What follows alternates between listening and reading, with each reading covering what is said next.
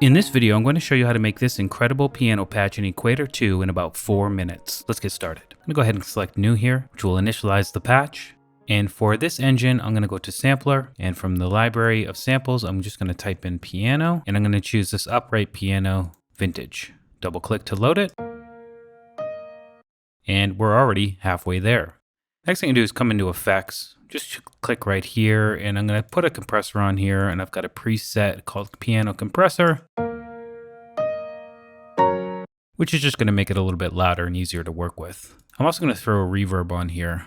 Big reverb is one of my favorites, and again, I've got a preset saved called Roomy Reverb.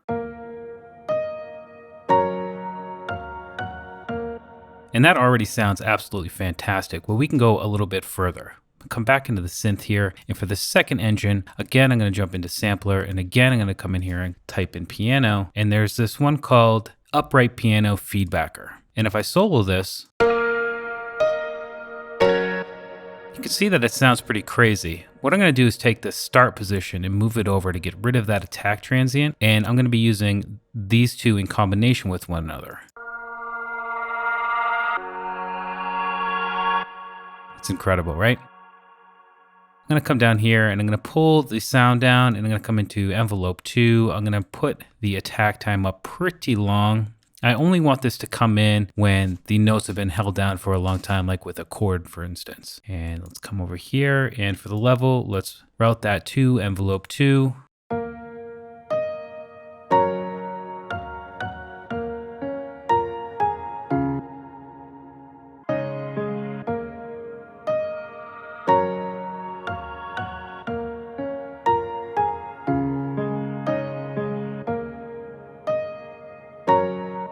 I only want that to come in a little bit. I'm also going to turn on the filter here, and I'm going to select the low pass 12 here, and I'm going to bring the cutoff pretty high, bring the resonance down, and turn key tracking way up. And this parameter sets the amount the filter cutoff tracks the frequency of the incoming notes.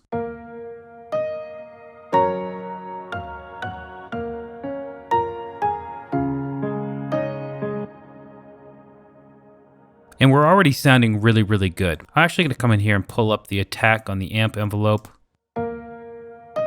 Just give it a little bit more of a softer touch there. And the final thing I want to do here is add some granular texture. And if I turn on this one, it actually already is loaded up into granular textures, but I want to come in here and show you how many you get. So it's really cool to come in here, and if you click the folder, you actually see all of the different granular textures we have at our disposal. Something like this. That's obviously way too loud. I'm going to come here to envelope 3. And again, let's turn up the attack pretty long. Turn down the sustain, something like this. And then take that level and route that to envelope 3.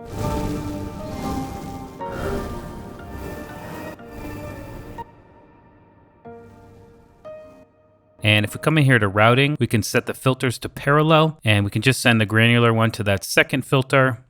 Come back in, turn on that second filter, and let's set a high pass.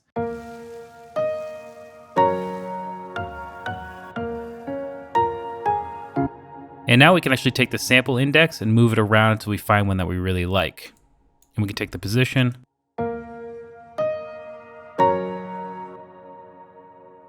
So that's granular textures, but there's also some Foley sounds that sound absolutely incredible as well. If I jump into the folder here, there's one called Popping Bubble Wrap. That's my favorite.